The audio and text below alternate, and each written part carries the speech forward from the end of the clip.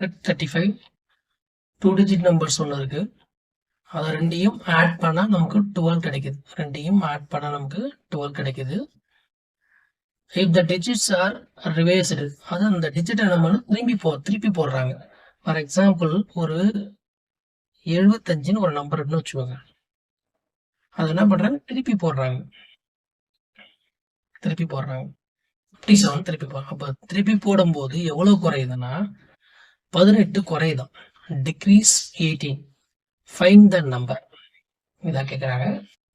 Key வந்து என்னன்னா, ஈஸியான கீ கொடுக்குறேன்.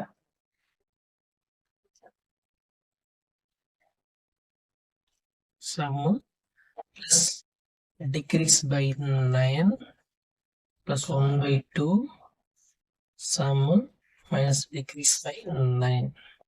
இதான் அதுக்கான கீ ஃபார்முலா.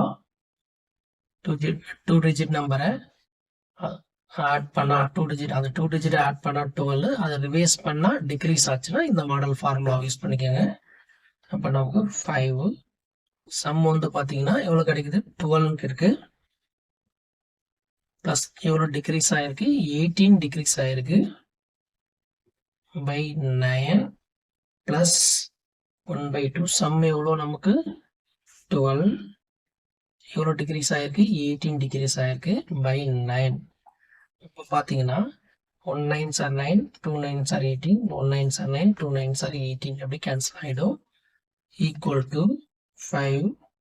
12 + 2 நமக்கு 14 கிடைக்கும். ப்ளஸ் 1/2. 12 - 2 10 கிடைக்கும்.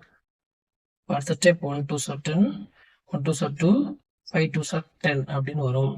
அடுத்த ஸ்டெப் 14 × 5 70 ப்ளஸ் 5 × 1 5. டோட்டலாக நமக்கு 75 கிடைக்கும். இப்போ பாருங்க, இது வெரிஃபை பண்ணி பாருங்க. 75 இந்த 2 டிஜிட்டையும் ஆட் பண்ணுங்க. 7 + 5 டோட்டலாக நமக்கு என்ன கிடைக்குது, 12. 2 டிஜிட்டையும் ஆட் பண்ணால் 12 கிடைக்குது. அதை அப்படியே திருப்பி போடுங்க. 57 திருப்பி போட்டிங்கன்னா அதை ரிவேஸாக போட்டால் எவ்வளோ டிக்ரீஸ் ஆகுது, 18 டிக்ரீஸ் ஆகுது பாருங்க. 75ல இருந்து 57 லெஸ் பண்ணி பாருங்க, 18 கிடைக்கும்.